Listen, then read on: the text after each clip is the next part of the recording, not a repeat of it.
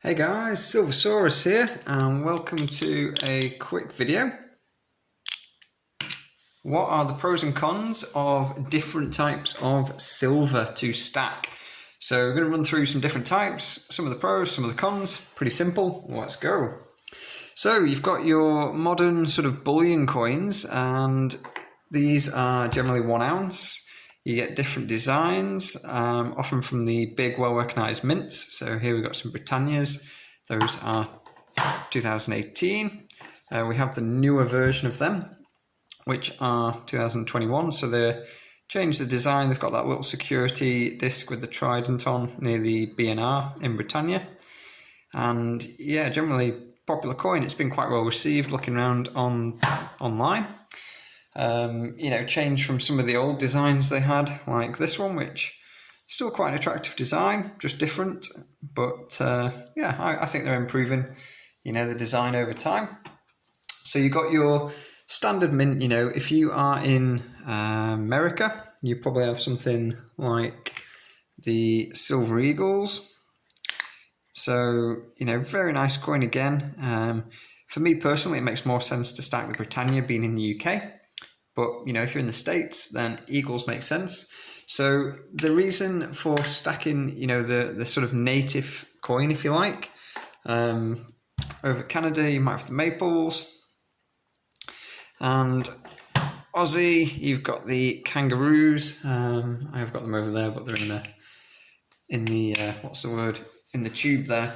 So the positives with those, it's easy to liquidate in your country. So if you've got, American Silver Eagles, it's going to be so easy to sell them in America. And even, coming over to the UK, they're popular here. There is just demand for these. They're well recognised, and any bullion dealer anywhere is going to recognise these coins and be willing to buy them, most likely. So next up, you've got coins that are from... and a slight negative, you might pay a slightly higher premium for just normal bullion rounds, okay? So even though it's silver, you might pay a little bit more over the spot price for those pieces. Next up, we've got sort of some of the more specialist designs that come from the main mints. So we're still from the main mints, still on coins, so they've got a face value. But some of the slightly different designs, so here like we've got the Valiant. So it's basically the same thing as a Britannia, but it's got a different design, and this is the Valiant.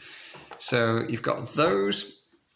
You've got things like the Kookaburras. So over in Australia, a very nice coin. Like I say, it's a slight premium over, the normal standard bullion again. So a bit more of a premium again, but they're still well recognised, and people quite like them. So you've got many people who will pick those up when they get the chance. And again, should be fairly easy to sell. Canada, you've got the Superman coins. So it's the same as a maple, just the design is slightly different. And you've got things like the pandas. So again, they're more or less just a 1 ounce bullion coin. They've got a face value, so they've got, a dollar amount or a yen or a yuan or pounds, etc. You've got those, and again, easy to liquidate, easy to get rid of, but you might just pay, again, a little bit more premium. But you also might be able to do a quick flip if a coin becomes popular, or if people are collecting a series, like the Kookaburras, for example, or you get people who like pandas. So there is, lots to like about them there over normal bullion coins. Still very liquid, but yeah, potentially a little bit more of a premium. Next, we look at something a bit bigger. So these 1 kilo coins.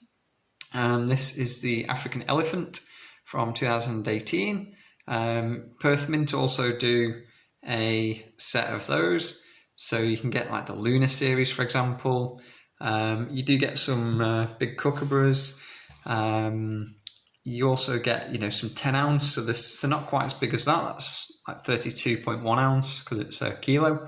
But you do get some big 10 ounce coins, which I haven't got on hand to show you. I don't currently own any 10 ounce coins. And these are popular, really easy to come across.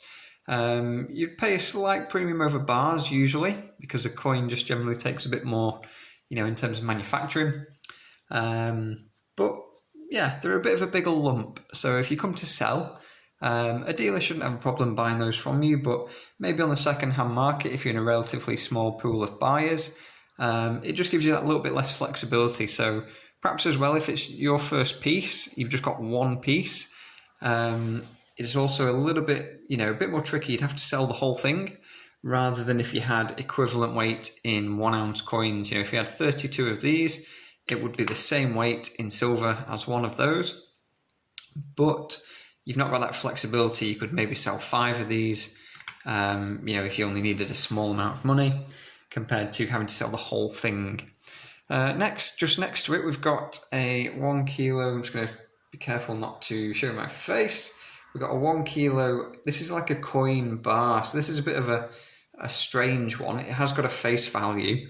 Really, though, it is just a bullion bar, in my opinion. You know, so with that, it's a bit of a cross between your standard bullion bars, like these. So yeah, some of the benefits of those, you know, it's a very popular, well-received item. They're quite nice to look at. They're very good for stacking. You know, it's much more efficient to stack a load of these than piles of 50% or, you know, coins in capsules or even tubes. So bars are good for stacking, you know, getting the weight in.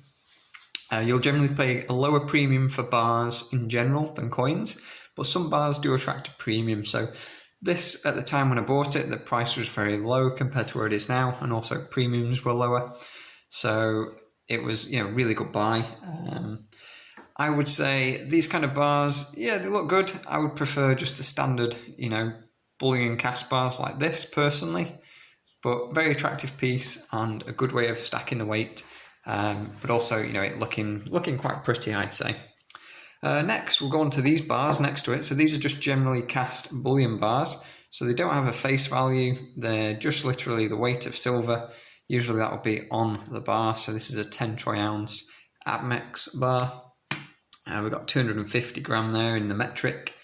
And then, yeah, we've got some 100 grammers and there's a few more in the box over there. So these come in all sorts of shapes and sizes, different brands, and yeah, they're easy to move on. You know, the 100 gram size is very easy for people to buy. You know, it's, for your average person, it's not a lot of money who's working. You know, they've got a little bit of spare change at the end of the month.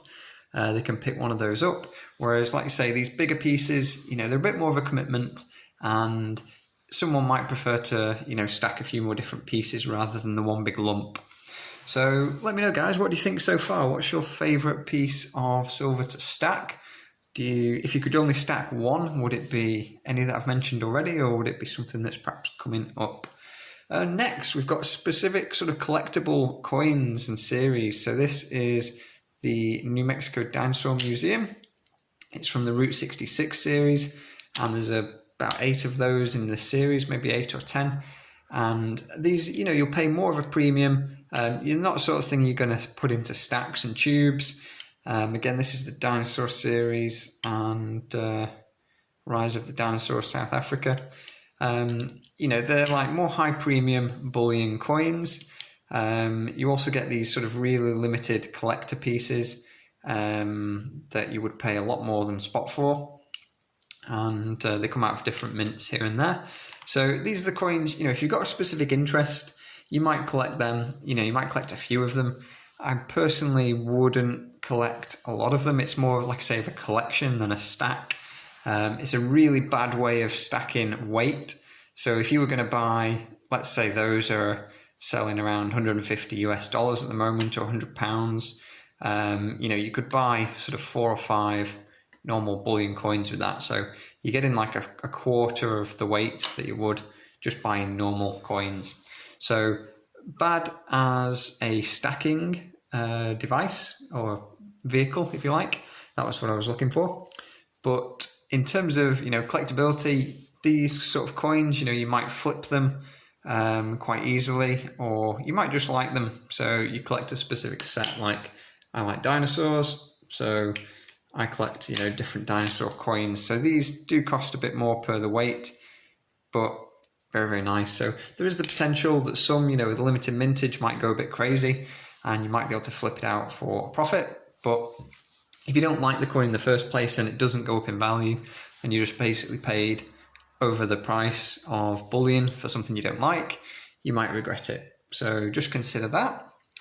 Next, what have we got? We've got, oh yeah, just another like these 2 ounce Queen's Beast. Again, they're a bit more of a collectible one. They do have a higher premium. So, you know, the only problem with those, I would say, is if you have a sort of premium coin and it ends up getting milk spotted or damaged, you're not going to get that premium back necessarily. You might get some of it back, but, you know, if you have to sell it as bullion, you might have then just wiped out your collector value. So, not necessarily the best, not my favourite, I would say. So we've got some old silver, but we'll just first jump onto jewellery. So we've got some sterling. This is a skull ring. And then we've got obviously sterling bracelet. So some of the pros and cons here. Some of the cons, you're probably going to be paying more because it is an item of jewellery, sort of like an artistic value, if you like, and therefore, if you just buy them for the weight, it's probably not going to be the great way of buying. I did actually buy those more or less based on the weight. So, you know, it's if you can do that, then maybe it's not too much of a bad idea. It is sterling though, so it's not fine silver. It's not 4 nines or 3 nines fine silver like you find on the bullion coins. So you might not get as much per the weight, you know, for it. So when you say if this weighed an ounce, it doesn't. I can't remember the exact weight, but if it weighed an ounce, remember it's not an ounce of pure silver, it's 92.5 sterling. So you've got obviously aspects of other metal in there, which isn't as valuable compared to this, which is 1 ounce of fine silver. So yeah, in terms of stacking, if you're stacking sterling silver, it's going to take up a little bit more room. But pros, you know, you could wear it, you could enjoy it as jewellery. Personally, I don't, but, you know, you could enjoy that as jewellery. If you were travelling somewhere, you could just, you know, wear it on your wrist, wear it around your neck, and, you know, carry on, progress through the airports without getting any hassle compared to if you're, you know, walking through the monster box full of coins. So definitely something to consider, but it is generally hard, like to, you know, if this weighs a couple of ounces, you're literally only taking a couple of ounces in that whole thing, whereas you could take a tube, you know, for what would fit in your pocket.